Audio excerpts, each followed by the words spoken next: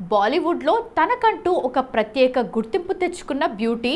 ఒకప్పుడు ఇండస్ట్రీలో రానిచ్చిన భామల్లో ప్రీతి జింతా ఒకరు.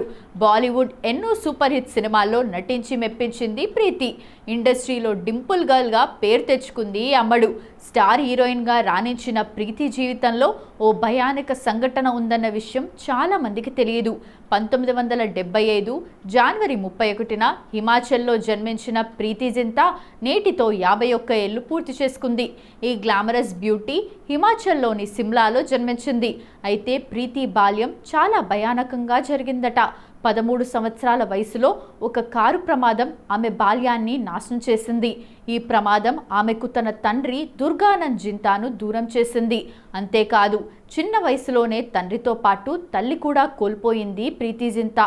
తండ్రి కారు ప్రమాదంలో మరణించడంతో ప్రీతి తల్లి పరిస్థితి మరింత విషమించింది.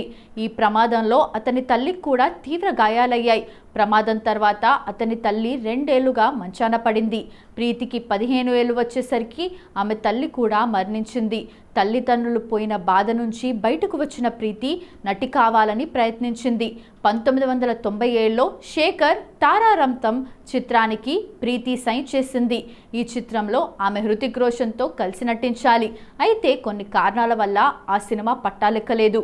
ఆ తర్వాత ఈ ఇద్దరు 2000లో మిషన్ కాశ్మీర్ చిత్రంలో కలిసి పనిచేశారు. ఆ తర్వాత కోయి మిల్ గయాలో కూడా కలిసి కనిపించారు.